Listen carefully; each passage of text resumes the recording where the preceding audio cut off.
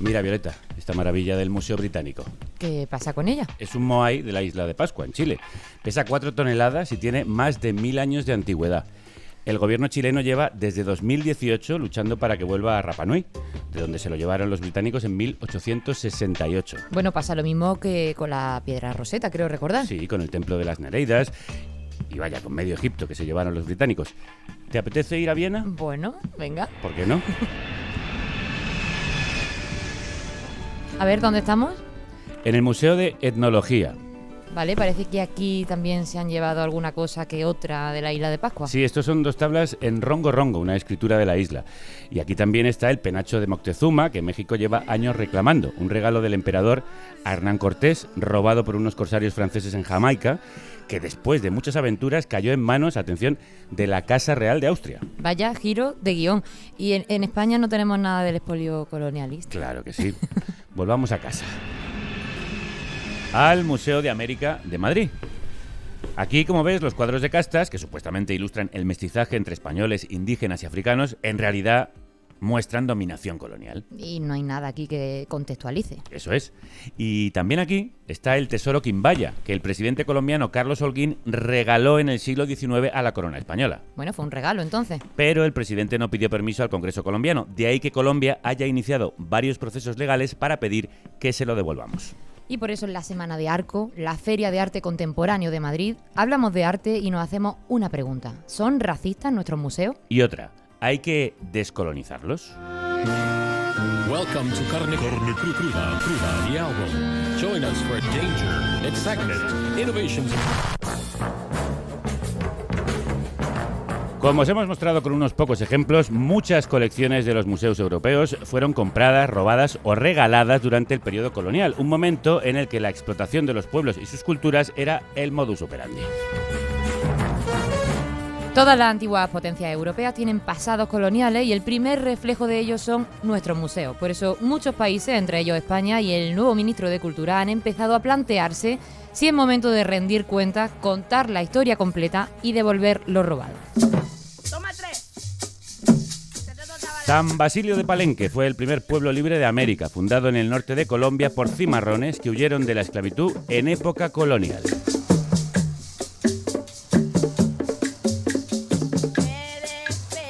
Hola, ¿qué tal? Perdona que te interrumpa un momento. Ahora mismo te dejo seguir con el programa. Espero que lo estés disfrutando porque para eso lo hacemos. Pero, como sabes, Carne Cruda solo es posible por los oyentes que lo hacen posible.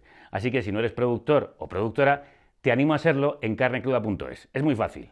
Entras allí y puedes hacer una donación a través de PayPal o una transferencia bancaria.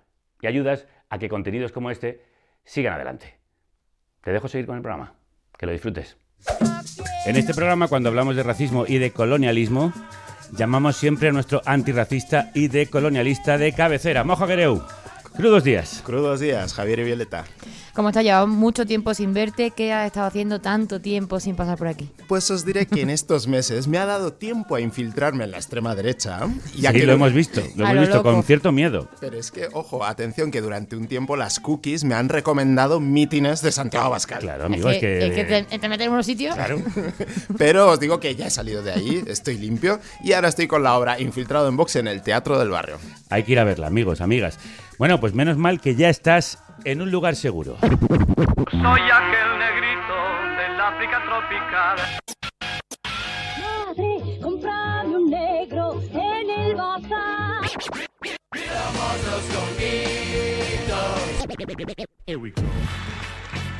Carne Cruda presenta a Moja Guereu. Dime que en la nieve un negro es un blanco perfecto.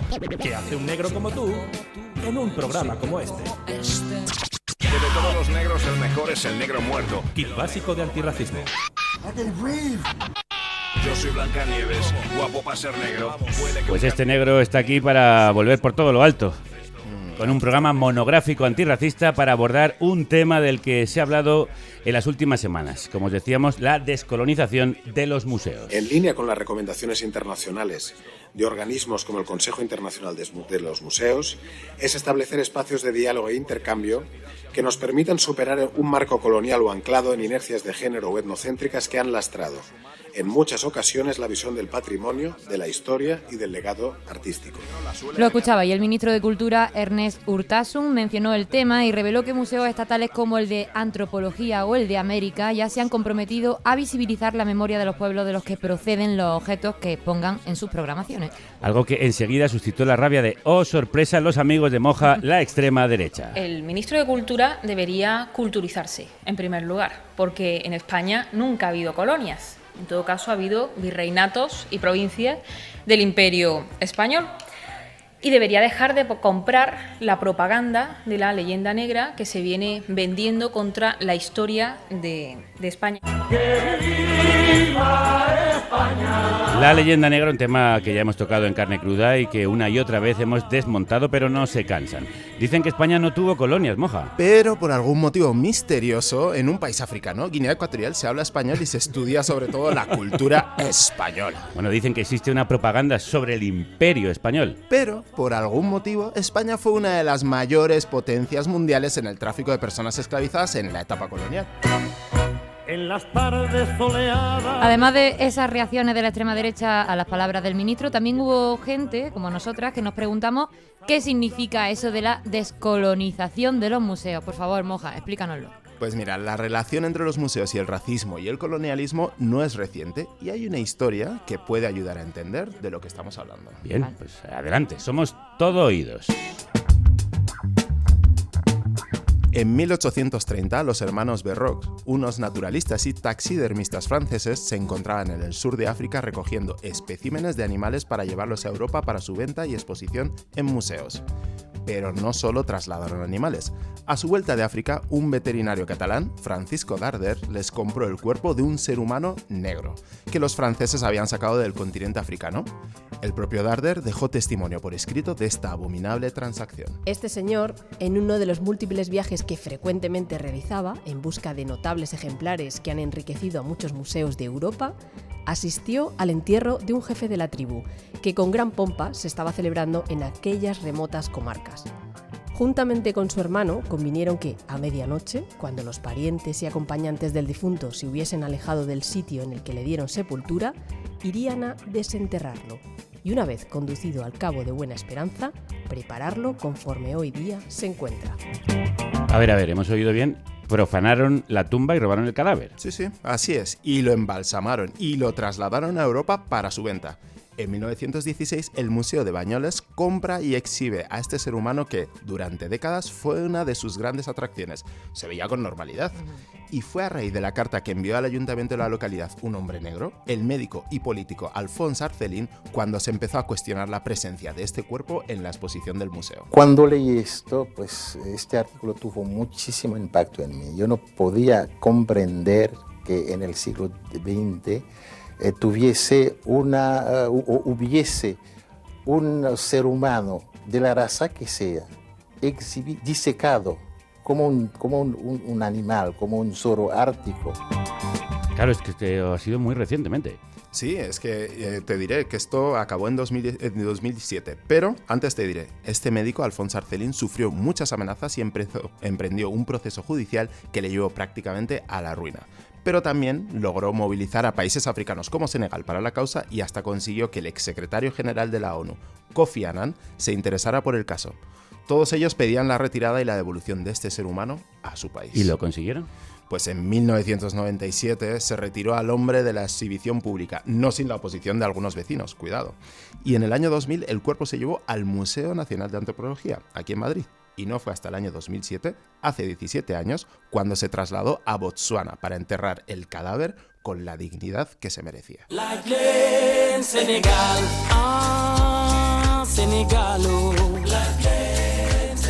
A veces no pensamos que estas historias ocurrieran hace siglos, pero hace tan solo 30 años había un ser humano disecado y expuesto en España, lo escuchabais, por ser negro.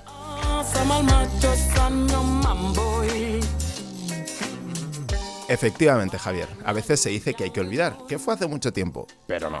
Un ejemplo, Guinea Ecuatorial se independizó de España en 1968, hace 56 años.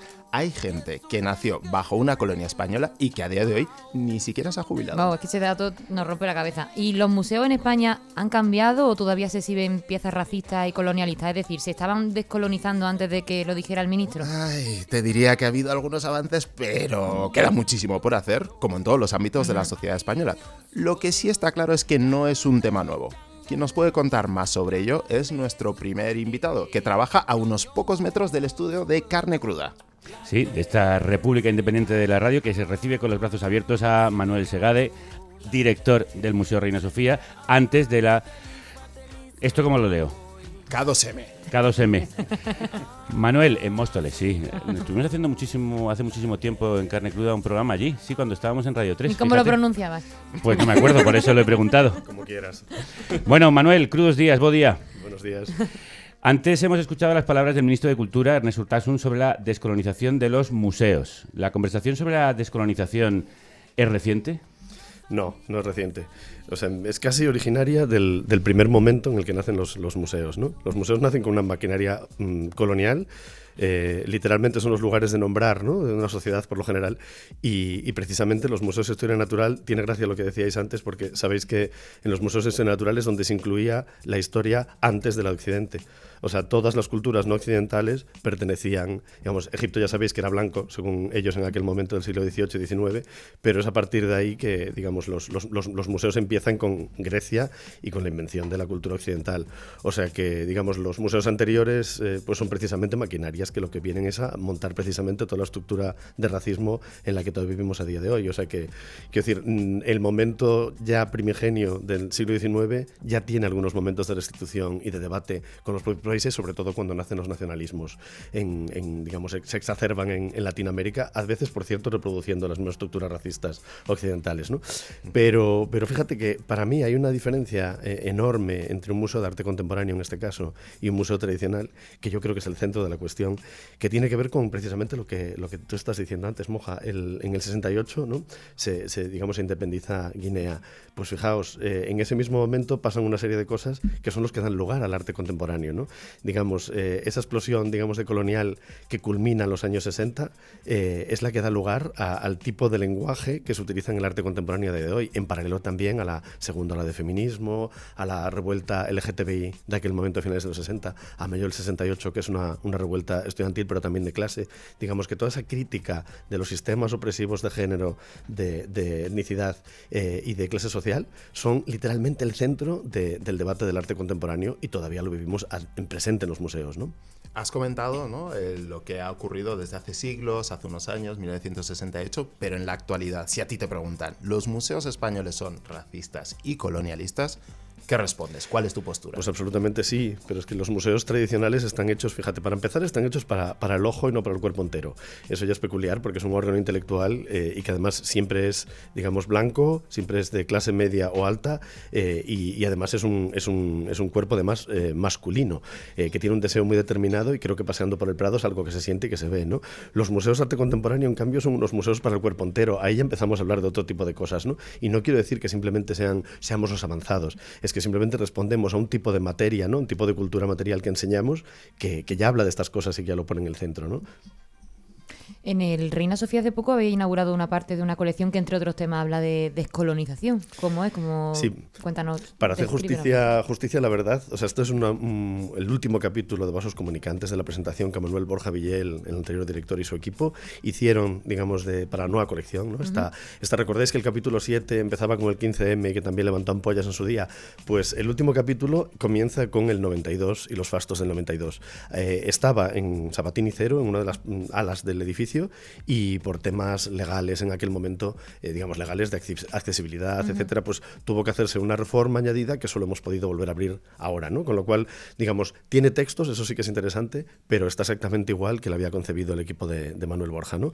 Entonces, ahí veis, pues precisamente, la celebración de los grandes fastos del 92, ese momento de la conmemoración de 500 años del descubrimiento, si recordáis, en Sevilla, pero también los Juegos Olímpicos de Barcelona, y entonces, digamos que lo que se viene es a reorganizar la historia historia del arte de las últimas décadas desde ese punto de vista en el que empieza una reacción y se dice, pues a lo mejor no son 500 años de descubrimiento, sino de genocidio, ¿no? Entonces, a partir de ahí, digamos, hay una serie de reacciones que no solo son latinoamericanas y no solo son, digamos, de excolonias españolas, sino que yo creo que también es muy interesante ver cómo, con respecto a países de Europa del Este, etcétera,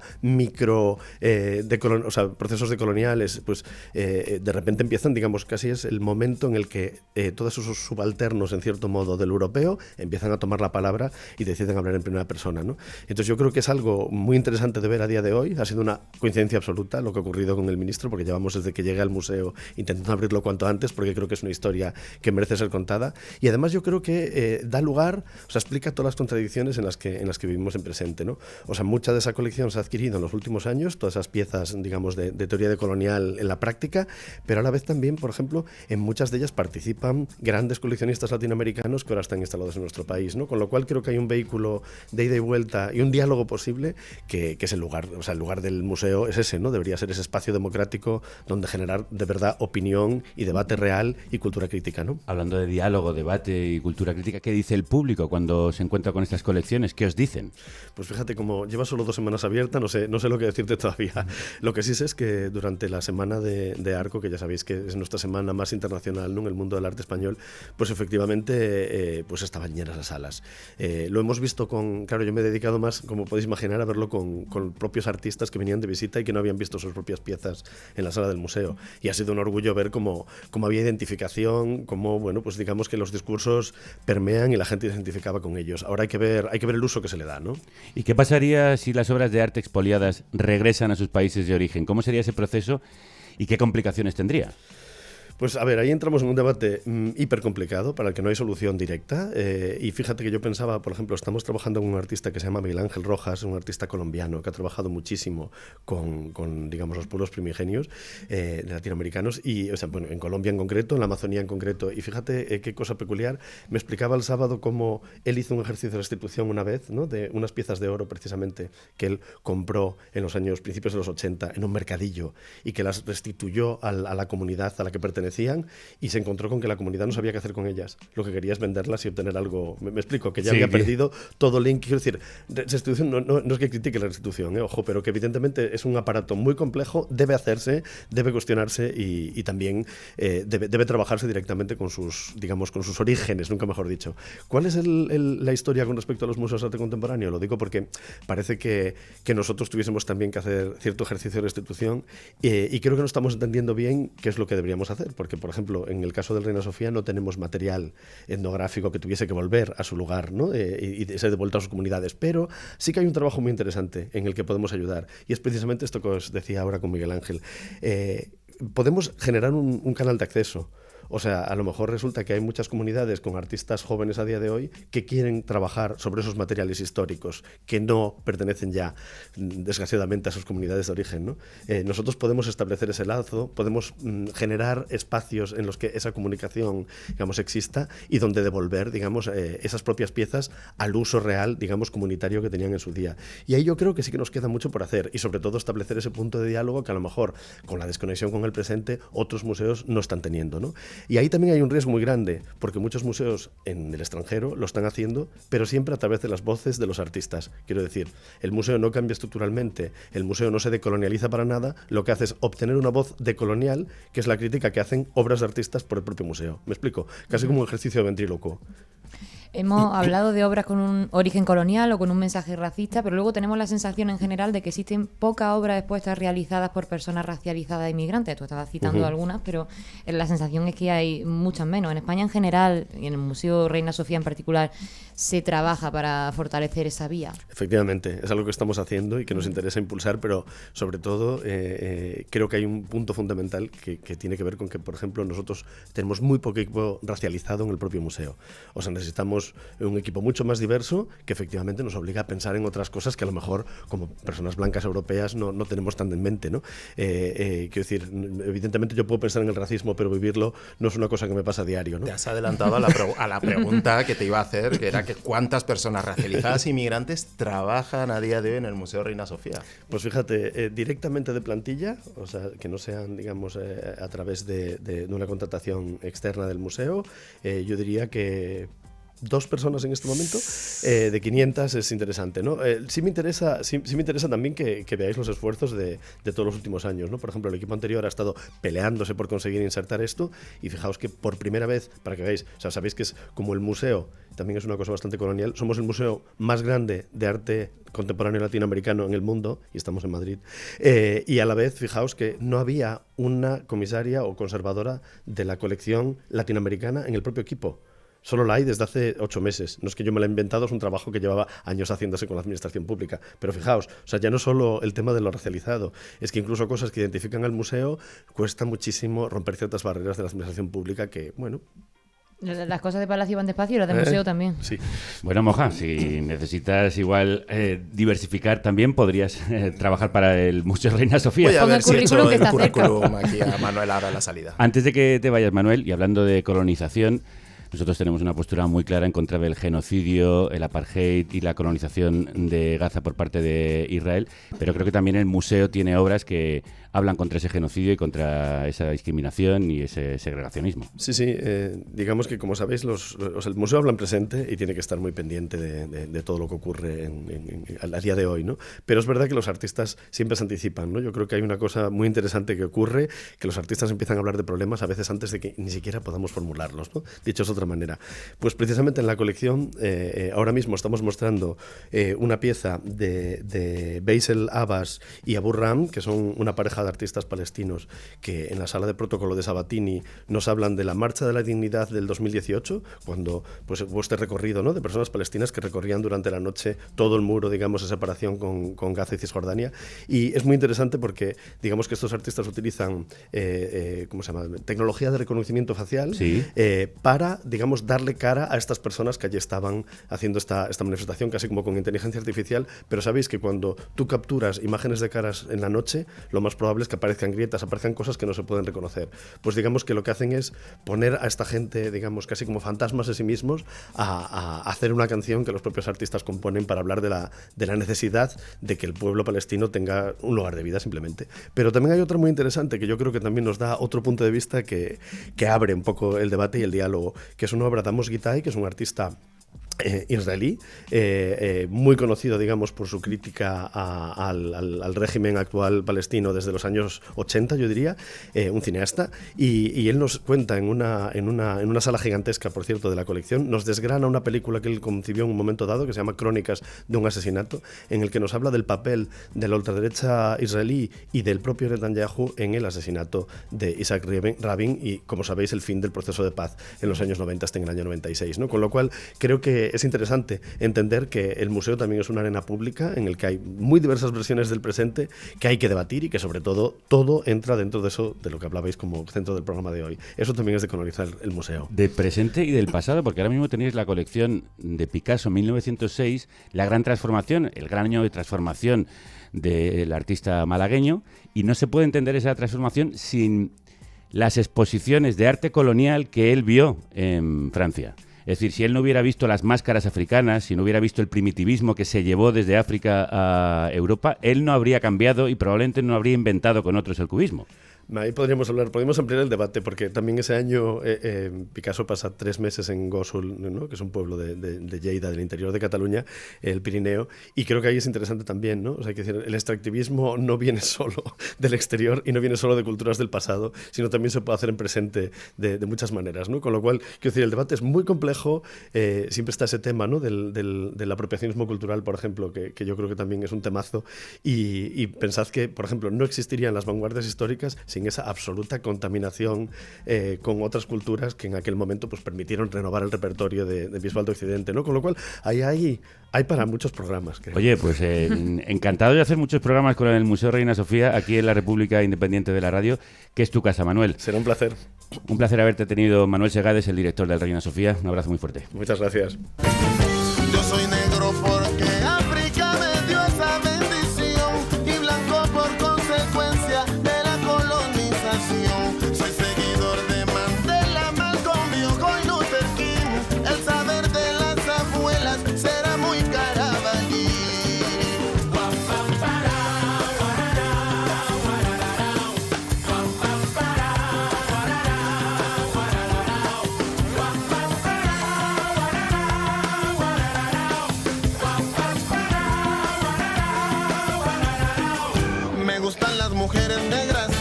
chicas indias también trigueñas, porque todas son lindas, todas son bellas. Me gustan las mujeres negras, indias blancas también trigueñas, porque todas son lindas, todas son mamacitas. Yo soy negro porque África me dio esa bendición y blanco por consecuencia de la colonización. Lo dicen bien claro, se llaman Herencia de Timbiquí. En este negrito, esta banda de folk colombiana ahonda en la herencia afro de la música y la cultura del Pacífico, pero también en las raíces de la colonización. Moja, cuando se habla de descolonizar los museos pensamos automáticamente en obras racistas y coloniales, pero hay mucho más. Sí, hay mucho más. Por ejemplo, afecta a quiénes son los artistas que se programan o qué tipo de obras se exponen. Y a veces tener un discurso crítico no te da facilidades, precisamente. Lo sabemos bien por aquí. Te cuento una historia. En 2021, la artista peruana Sandra Gamarra se preparaba para inaugurar la exposición Buen Gobierno en la Sala Alcalá 31 de Madrid, que repasaba la relación colonial entre España y Perú. Es una historia que se perdió, ¿no? Lamentablemente el tiempo y los sistemas sociales, desde la conquista hasta el momento, han permitido que todos esos conocimientos se pierdan y que además se mantengan perdidos como una especie de joya, ¿no? Pero en el texto de bienvenida aparecían las palabras racismo y restitución. Unos días antes de la inauguración, la Comunidad de Madrid les obligó a quitarlas. Vaya sorpresa, otro caso más de censura a la cultura en Madrid. Para sorpresa de nadie, así es. Pero el caso de Sandra Gamarra, ahora la representante de España en la Bienal de Venecia de este año, sirve para hablar de cómo hay mucho por descolonizar en cuanto a discursos, prácticas y artistas en los museos y otras instituciones culturales. Vamos, que esto va mucho más allá de la exposición de obras colonialistas. Tenemos ya en la mesa dos nuevas invitadas. Moja, preséntanoslas. Pues os presento a dos personas que unen la experiencia de trabajo con personas migrantes y racializadas y el mundo de la cultura. Ambos dirigen dos entidades culturales que impulsan a diario esa descolonización. Son Andrea Pacheco, directora de la organización artística Felipa Manuela, y Jason García, director de la iniciativa Conciencia Afro. Andrea, Jason, crudos días, bienvenidos. Buenos días, gracias por la invitación. Muy brevemente, ¿qué os parecieron las palabras del ministro sobre la descolonización de los museos? Jason.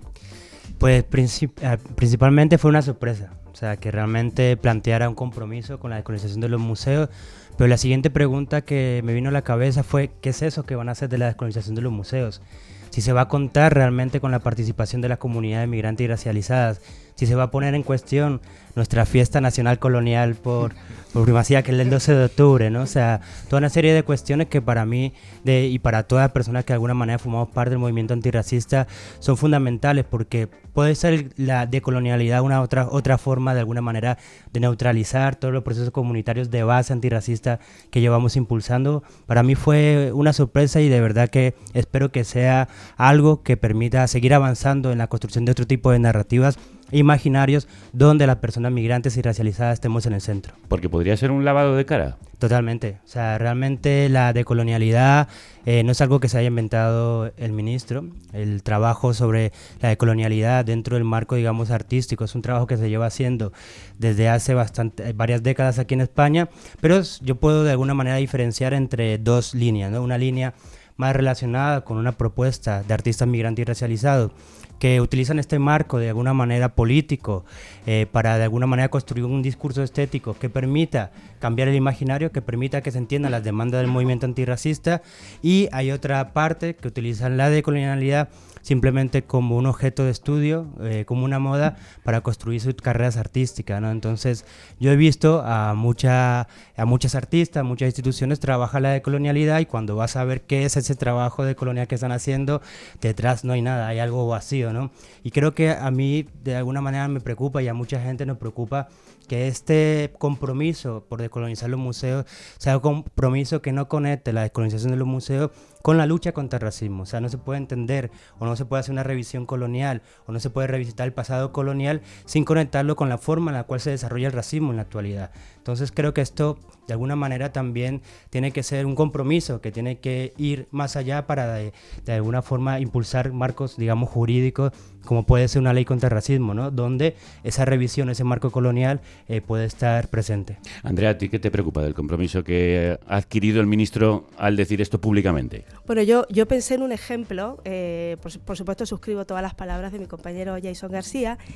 Esto es como si llega un gobierno, un nuevo gobierno, y dice un señor blanco español, vamos a poner fin al patriarcado. O sea, es más o menos lo mismo, ¿no? O sea, para mí brindis al sol. Claro, dos preguntas clave. A ver. ¿Cómo y con quién? O sea, ¿quién forma parte de ese equipo? ¿Quién es? Porque en definitiva aquí hay que generar, o sea, la decolonización es un asunto demasiado grande, tan grande como es poner fin al patriarcado, ¿no? Entonces, ¿de qué manera? ¿Cómo? ¿Con quiénes? ¿Quiénes van a formar parte de ese equipo? ¿Qué capas va a tener ese proceso, ¿no? Entonces eso, para nosotras yo creo que fue un anuncio importante, pero estamos expectantes a ver qué es lo que viene ahora, cómo pasamos al segundo nivel, ¿no? Vamos a ir aterrizando el tema. Hace un par de años publicasteis el informe La diversidad racial en las instituciones culturales de la Comunidad de Madrid. Está editado por ti, Andrea, y uno de los autores eres tú, Jason, junto a José Ariza. Esto va mucho más allá de lo que se expone en los museos. Andrea, ¿cuál era vuestro objetivo desde Felipa Manuela al dar pie a una investigación sobre este tema? ¿Era algo que se había hecho ya antes en España? Bueno, tiene mucho que ver con lo que ha comentado Manuel antes. O sea, nosotras desde hace unos años, yo soy chilena, llevo 25 años viviendo en España, y lo que veíamos es que había ciertos gestos, desde luego positivos, ¿no? Pero continuaba habiendo dentro de los equipos digamos, de programación y de toma de decisiones de las instituciones culturales de modo general, museos, centros de arte, pues equipos completamente blancos y europeos, ¿no? Entonces no había un acceso digamos, a esos equipos de programación de las personas migrantes y racializadas. Entonces decidimos, hablando hoy con Jason, digamos, desde Felipa Manuela nosotros somos una estructura muy pequeña que básicamente nos dedicamos a la investigación. Entonces encargamos a Jason y en ese momento también a José García en 2021 este estudio, ¿no? Porque en una conversación entre nosotras, Jason me dice, no hay datos, o sea, necesitamos datos, y los datos son fundamentales para generar políticas públicas, ¿no? Entonces hicimos ese primer estudio en 2021 y hoy día, ahora, en este momento, estamos terminando la segunda parte del estudio, ¿no? Que lo vamos a presentar próximamente. ¿Qué decían esos datos, los que tenéis por ahora? Pues supongo que los podéis imaginar. Pero los queremos escuchar. Mira, una de las cosas más tremendas, y ahora al venir para acá, para preparar un poco lo que íbamos a comentar en el programa, una de las cosas más, digamos, como sangrantes, ya que estamos en carne cruda, es que nosotros hacemos el estudio tiene dos partes, ¿no? Una parte cuantitativa y una cualitativa. En la parte cuantitativa hay una encuesta que se envía a una serie de instituciones, ¿no? Este año esas instituciones se doblaron. Enviamos la encuesta a 20 instituciones culturales, no solo de arte contemporáneo, o sea, incluimos, por ejemplo, el Museo de Antropología, la Casa América, la Casa África, etcétera. Bueno, pues de las 20 instituciones a las que enviamos los datos, solo contestaron la encuesta 10. Entonces, eso ya dice mucho. Eso dice mucho. Exactamente. Entonces, de esas 10 que han contestado, pues por ejemplo, lo que sabemos es que el 70% de esas instituciones no cuenta con personas migrantes o racializadas en sus equipos de trabajo. Acabamos de ir antes, ¿no?, a Manuel Segade, que decía que 2 personas, ¿no?, en una planta de 500, eso ya nos dice algo. Pero ahora yendo a ti, Jason, un poco, ¿por qué crees que fue complicado recibir esas respuestas? ¿Por qué cuesta tanto responder a esas preguntas? Digamos que hay varios elementos. El primer elemento principalmente es que la concepción que se tiene todavía en España de racismo. O sea, a pesar de que en el 2016 el movimiento antirracista conformado por personas migrantes y racializadas se empiezan a empujar otra concepción sobre lo que se entiende sobre antirracismo o sobre racismo, todavía las instituciones culturales están permeadas por un discurso que entiende el racismo como una cuestión de vas por la calle y te llaman negro de mierda, ¿no? Es una cuestión mucho más histórica y estructural, que es lo que planteamos desde el movimiento antirracista político, ¿no? Entonces las instituciones de alguna forma todavía entienden la lucha contra el racismo desde esa idea. Hay otro elemento importante, que es que la recopilación de datos sobre origen étnico-racial es algo que en el contexto español todavía es un debate que se ha querido ocultar, porque hay ya varios organismos internacionales que llevan décadas diciendo a España que tiene que recoger datos sobre origen étnico-racial para saber la composición poblacional de su sociedad y principalmente para llevar a cabo políticas públicas activas contra el racismo. Sin embargo, España se ha negado. Primero decía que era la Ley de Protección de Datos y le dijo el Comité para la Eliminación de la Discriminación Racial de la ONU que eso no era válido porque cuando se recogía este tipo de datos se garantizaban dos cuestiones, la autodescripción identitaria y el anonimato. Entonces se le tumbó esa excusa, y la última excusa que dio el Estado español fue que la recogida de datos en sí es discriminatoria. Entonces, esta política o esta posición del Estado también la tienen las instituciones culturales, algunas instituciones culturales, ¿no? Para ellas, de alguna forma, la recogida de estos datos es algo nuevo, no quieren de alguna manera problematizar, y esto también, para mí, cuando recibieron esta encuesta, yo creo que para nosotras una de las cuestiones que nos vino a la cabeza es que por primera vez estas instituciones culturales se daban cuenta que eran instituciones que formaban parte de la reproducción del racismo. Vamos a ver, estamos en un país que ha negado su pasado esclavista y su pasado colonialista, más reciente. Sí, pero digamos que para ellos pueden tocarlo por encima, pero cuando se dan cuenta de que todo su equipo de trabajo es blanco, es como, cuando su política de adquisición simplemente compran artistas blancos, cuando no piensan a las personas migrantes racializadas como público y se dan cuenta, wow, estoy dirigiendo una organización, una institución cultural que es profundamente racista y no responde a la diversidad étnico-racial que hay en las calles. De eso quería preguntarle a Andrea. Hemos hablado de los puestos de dirección en instituciones culturales en España y no hay mucha diversidad, pero ¿y en el público que va a los museos? Yo creo que pasa exactamente lo mismo. O sea, ahí no tenemos datos nosotros, además ninguna de nosotras, ni Jason ni yo, trabajamos en una institución como para poder acceder a esa información de manera más fluida, ¿no? Pero claramente los museos son instituciones cuyo público es fundamentalmente blanco, de clase media alta, ¿no? Entonces, nosotros ahora, no sé si esto lo vamos a comentar, pero lo digo muy rápidamente, además de haber hecho a partir de esta investigación, fuimos invitadas, Jason y yo, a formar parte de un equipo mixto curatorial en el Museo Thyssen-Bornemisza para generar en una primera etapa un recorrido decolonial que se llamó de la colección, y ahora mismo estamos preparando una exposición que se inaugura en junio, el 25 de junio, y cuyo título es La memoria colonial en las colecciones Thyssen. Yo diría que es un gesto bastante inédito en un museo español, en un museo de una envergadura como el Museo Thyssen-Bornemisza, que tiene una colección de más de 1.200 obras, de las cuales solo un 1% son obras de artistas racializados, ¿no? Y un 2% de artistas mujeres, o sea, es una colección eminentemente de hombres blancos europeos. Entonces, el trabajo nuestro ha sido básicamente generar nuevos relatos a partir de esas obras, ¿no? Y ha sido un proyecto que yo creo que ha sido consecuencia de este informe, ¿no? Claro, en el informe se reflejarán datos muy parecidos para el resto de museos, ¿no? Totalmente, es sí. Es decir, ¿cuánto es el porcentaje aproximado de obras de artistas migrantes o racializados en los museos españoles? ¿Cuál es la adquisición de esas obras?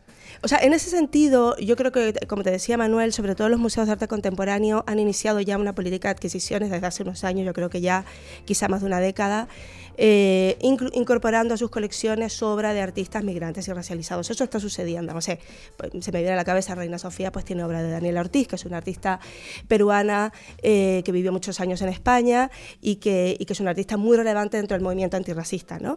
Pero hay mucho todavía por hacer. Simplemente dar un dato que me parecía importante que también compartir.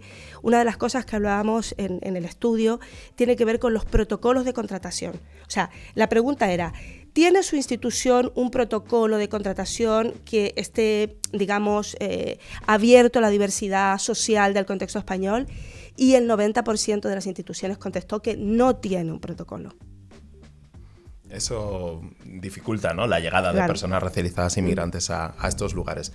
Antes nos has hablado de este proyecto en el Thyssen, pero tú, Jason, tienes un proyecto que se llama Madrid Negro, que es una ruta que refleja el racismo más allá de las salas. ¿En qué consiste esto? Sí, Madrid Negro es un recorrido que empieza en el 2021, que principalmente se realizó yo tras la lectura de un libro del historiador José Miguel López García, que habla de la presencia negra en el siglo XVII en esta ciudad. Pero que los negros no acabamos de llegar a España. Para mucha gente esto será como un boom en la cabeza, ¿no? Pero las personas negras tenemos una presencia histórica en esta ciudad. No simplemente es una existencia, una presencia relacionada con las migraciones contemporáneas, sino que ya en el siglo XVIII, XVII hay datos históricos que plantean la presencia de personas negras en esta ciudad. En este caso, en la mayoría de ellas en situación de esclavitud. Entonces lo que hago en este recorrido es visibilizar las historias de resistencia, de cimarronaje de personas negras en el siglo XVIII en la ciudad de Madrid. Todo esto ha pasado a ser un recorrido simplemente a convertirse en un laboratorio de investigación, donde están compañeras como Nieves, como Mache, como Malcolm, como Rubén, trabajando y construyendo otro tipo de conocimiento. ¿Y cuáles son las huellas que dejó esa presencia negra en esos siglos XVIII y XIX? Pues mira, principalmente a mí me gusta mucho resaltar la historia de Narciso Convento. Narciso Convento es una persona esclavizada por la condesa de Galvez, que entra a Madrid en 1795 como regalo para su nieto. Es un regalo para su nieto. Como un regalo. Este Narciso Convento entra aquí a Madrid como a la edad de 8 o 9 años, pero de alguna manera él nunca aceptó su posición como persona esclavizada. Ajá. Esto llevó a que el conde de Galvez lo encerrara en un montón de correccionales para intentar corregir su actitud. Y a estas personas negras esclavizadas que no aceptaban su condición de esclavizada se las llamaban incorregibles. Para que también, al final, Narciso Convento es expulsado de la ciudad de Madrid y es encerrado en Cartagena, donde muere a la edad de los 21 años. Pero también está la historia de Antonia y María de Biosca, que son dos mujeres negras esclavizadas por la marquesa de Tamarí, que ellas, para de alguna manera salvaguardar sus últimos años de vida, van a una iglesia, de alguna manera firman una declaración de pobreza, pero lo más interesante de esto es que la una a la otra se nombran heredera para que lo poco que tienen puedan garantizar los últimos años de vida de una de ellas. Historias como esta hay muchísimas, pero ha sido invisibilizada por la historiografía eurocéntrica, occidental y racista, que de alguna manera plantea, como antes comentaba Moja, que las personas negras acabamos de llegar a esta ciudad, y eso no es así. Yo siempre que hablamos de este asunto recomiendo ver el documental del que hablamos aquí en el programa, Gurumbé, memoria de tus canciones de tu memoria negra, que ahora mismo tenéis en Filmin y que recupera esta historia olvidada de la presencia de africanos y africanas en nuestro país, en la península, desde hace siglos. Yo creo que para terminar la pregunta es obvia. ¿Qué necesitamos para que nuestros museos reflejen esa historia, reflejen todo lo que hemos hablado aquí y que sean realmente espacios descolonizados, Andrea? Pues mira, nosotros hacemos una serie de recomendaciones en el estudio, tanto a la administración pública como al tejido cultural antirracista, pero voy a compartir las recomendaciones que hacemos a las instituciones culturales porque me parece que son muy, muy importantes. Primero, realizar un diagnóstico interno de la igualdad laboral y salarial desde una perspectiva étnico-racial. Llevar a cabo una radiografía de la programación cultural realizada en las últimas décadas para analizar la representación de esa diversidad. Visibilizar los resultados obtenidos de las dos recomendaciones anteriores. Uh-huh. Y planes de igualdad étnico-racial en materia laboral, en la política de adquisición de obras y en la política de exposiciones. Y finalmente, implementar medidas específicas para que acudan como público una mayor proporción de personas migrantes y racializadas. Es un ejercicio de dentro hacia afuera. Exacto. Pues un ejercicio que espero sea escrito, que tomen nota en los museos de nuestro país y sus gestores. Andrea Pacheco, directora de la organización artística Felipa Manuela, y Jason García, director de la iniciativa Conciencia Afro, seguid siendo incorregibles. Muchas gracias. Muchas gracias.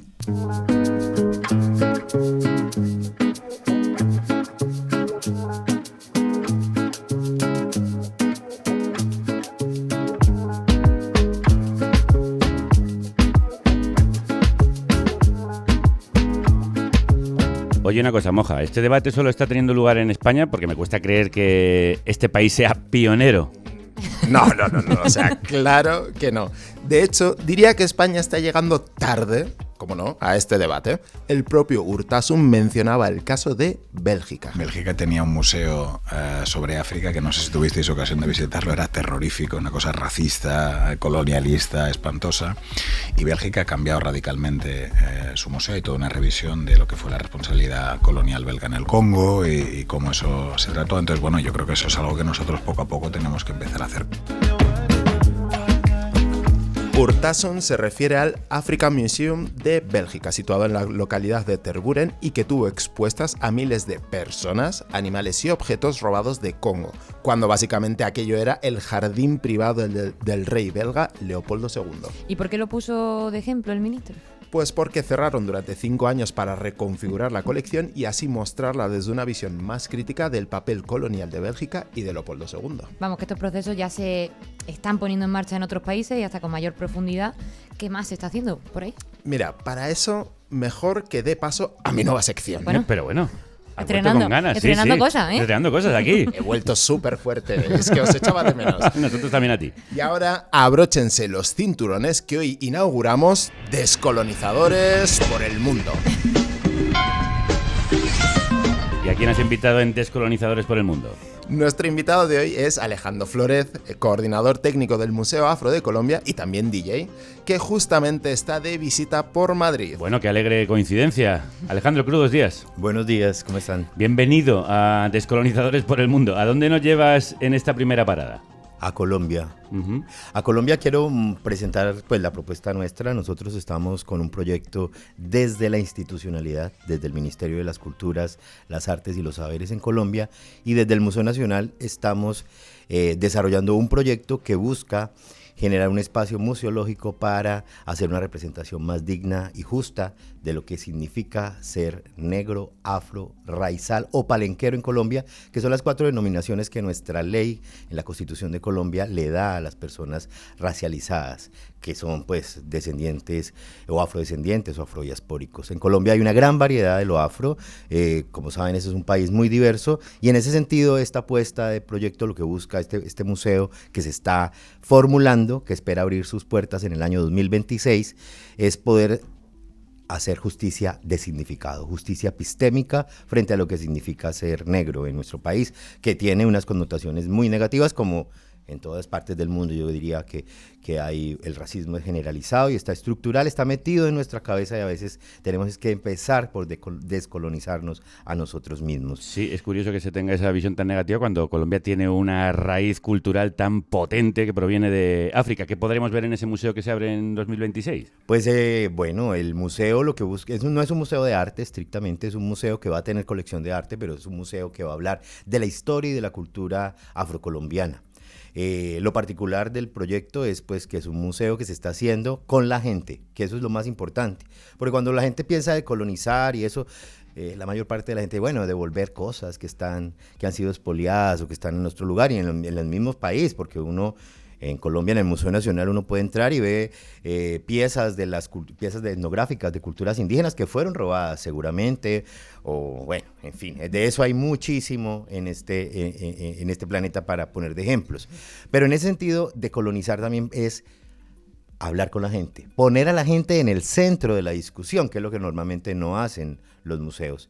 Y entonces en ese proceso, pues nosotros estamos en un diálogo por todo el país, preguntándole a la gente qué la representa y qué quiere ver en ese museo. Entonces es un museo que se está construyendo con una museología contemporánea, una museología comunitaria, y bueno, en ya casi 2 años larguitos de trabajo que llevamos, pues el equipo ha ido creciendo. Inicialmente empecé yo, pero ahora hay un equipo, somos 15 personas, la mayoría son personas afro, personas racializadas. No ha sido fácil conformar ese equipo, porque pues, hombre, la exclusión aplica también para la educación, y entonces no hay museólogos afro en Colombia, solo hay una mujer que lo está haciendo muy bien en el Caribe, no pudo venir a trabajar con nosotros a Bogotá. A pesar de que el museo va a ser en Cali, que también es otra cosa que también pasa por decolonizar una institución de estas, que no esté en el centro del país, también es importante.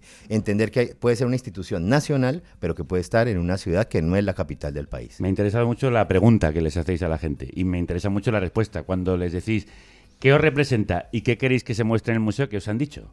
Pues hay un concepto que nos vuela la cabeza, que es el museo vivo. O sea, un museo donde la gente se puede encontrar, donde la gente puede expresarse, donde no es solo ir a ver objetos, sino que se puede construir con ellos, ¿no? Entonces, el tema de la co-creación también ha estado en el centro, digamos, de la investigación, y en ese sentido, pues eso se vuelve un poco novedoso, porque pues realmente normalmente los museos no se hacen preguntándole a la gente. Estas son unas metodologías pues más contemporáneas, y bueno, ahí tenemos ya la claridad de que tiene que ser un museo antirracista, ¿no? Un museo que construya con la gente nuevos relatos y pues que permita ver esa diversidad que tenemos en nuestro país. Interesante, pero vamos a seguir con este viaje de 2 descolonizadores por el mundo. ¿Y a dónde nos llevas ahora, Alejandro? Bueno, me gustaría destacar un par de cosas que he conocido en Puerto Rico, por ejemplo, que pues es una colonia de los Estados Unidos. Ellos ahí hay una iniciativa muy bonita que lleva ya año y medio caminando, que se llama Tiznando el País, visualidades y representaciones de lo afro en Puerto Rico. Es un proyecto que ha impulsado que se hagan más de 25 exposiciones por todo el país con artistas afro puertorriqueños. Porque lo que me lo decía María Elba Torres, que es la profesora que lidera este proyecto, además ella es la primera mujer racializada que forma parte de una junta directiva de un museo grande, que es el Museo de Arte Contemporáneo allí en Puerto Rico. Ella dice, aquí somos negros, no nos ven, ¿no? Y los artistas sí que menos. Entonces ella quiso mostrar y comprobar que sí hay artistas afro, y entonces abrió una convocatoria para espacios culturales para que propusieran exposiciones que tuvieran el tema de lo afro y lo racial en el centro, y a partir de ahí ha construido 20 y pico de exposiciones que están por todo el país y en una ruta de más de 2 años, y eso ha sido pues muy bonito. Me parece que eso es algo de lo que hay que seguir haciendo y son prácticas que deberíamos replicar en otras partes. Repliquemos este viaje, que es viajar y descolonizar a la vez.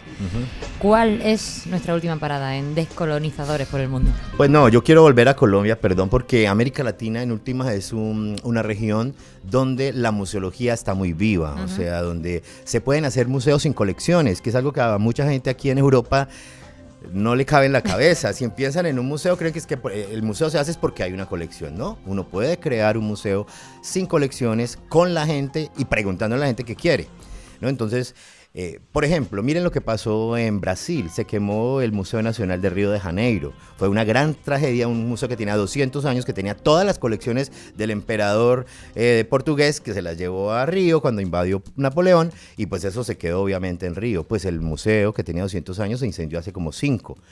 Fue una catástrofe. Bueno, se incendió mucho, se perdió mucha cosa, momias egipcias, pero eso ahí, momias está lleno el mundo y los museos. O sea, que eso no fue tan grave. Pero lo que sí es muy grave, que se perdieron la colección etnográfica, que es toda la colección que se había recogido por más de 2 siglos en la Amazonas de muchos pueblos indígenas que ya no existen incluso. Todo eso desapareció.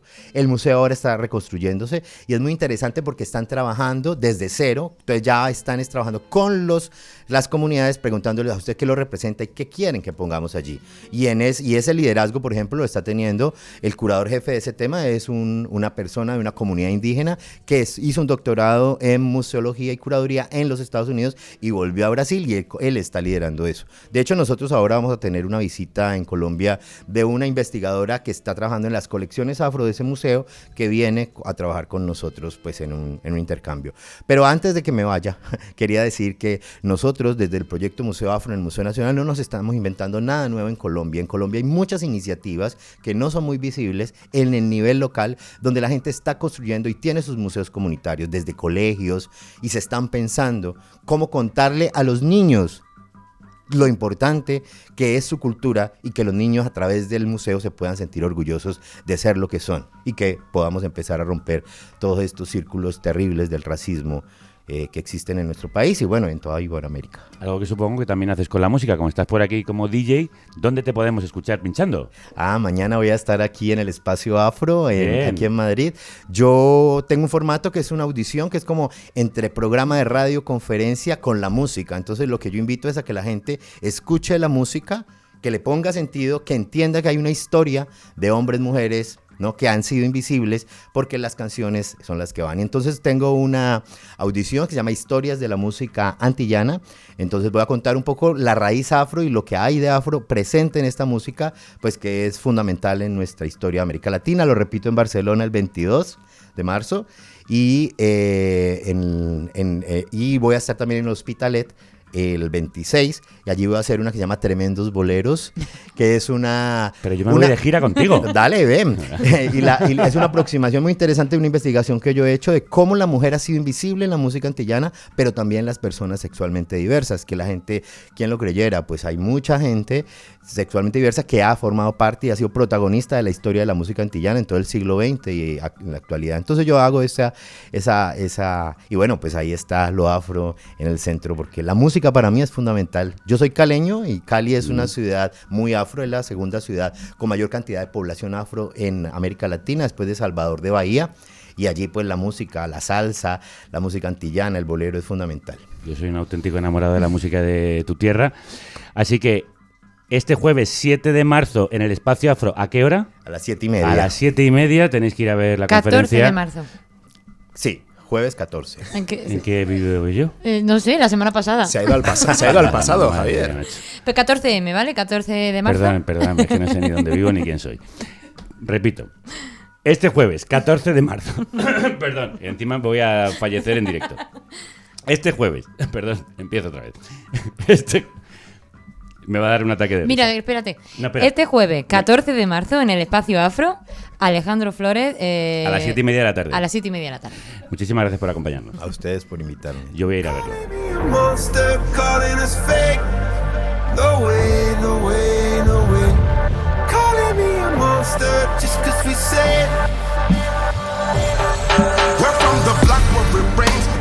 Bien, llegamos al final del programa y como siempre Moja nos trae algunas recomendaciones para quien se vaya quedando con ganas de más.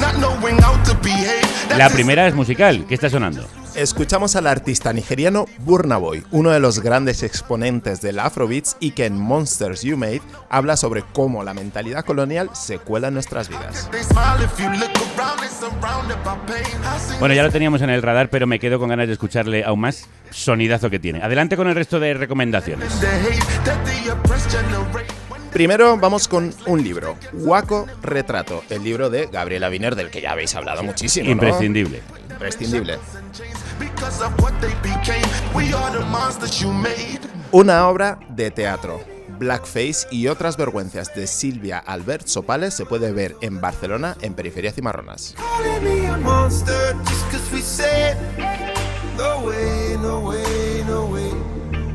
Un festival que es ya mismo Arte Narrativas, organizado por SOS Racismo Madrid y que tendrá lugar este 15 y 16 de marzo en el Museo Reina Sofía, aquí al lado, y el 22 y 23 en La Parcería.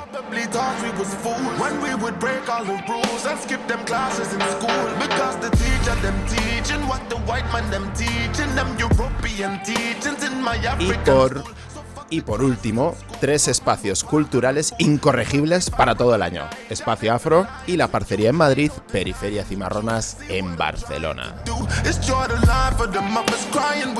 Bueno, pues te ha quedado un programazo, ¿eh? Ah, me lo he currado, ¿eh? Sí, tenía ganas de volver. Muy buenas las invitadas. Me ha encantado lo que ha pasado hoy por aquí. Moja, vuelve pronto. Volveré pronto, sí.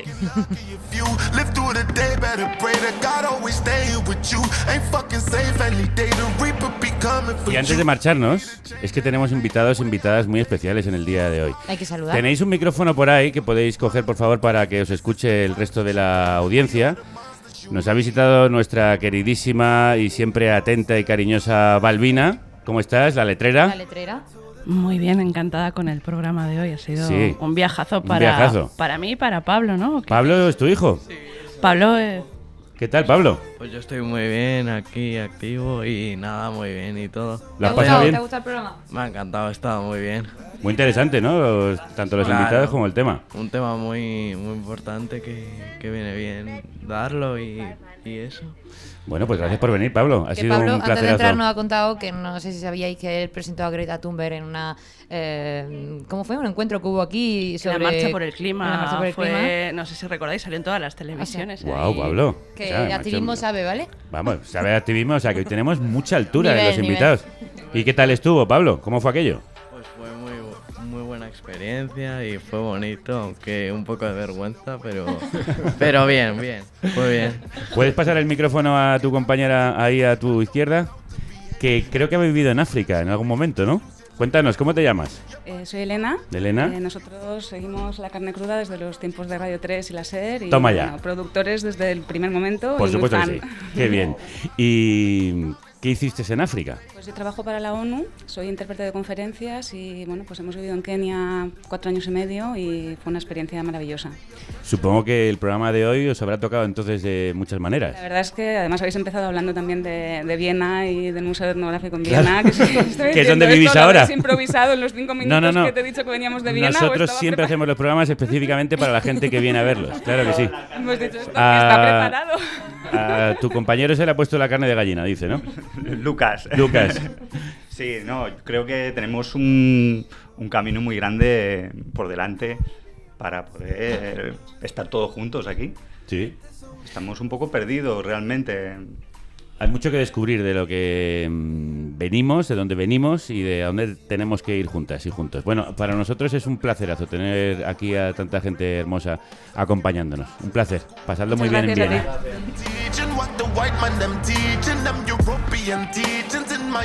Y mañana más.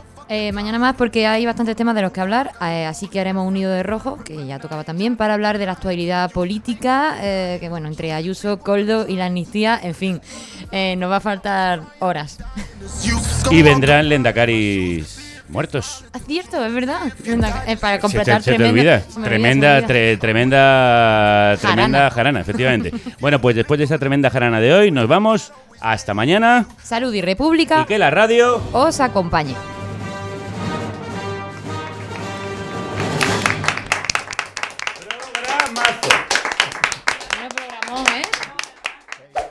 Financia el periodismo libre e independiente.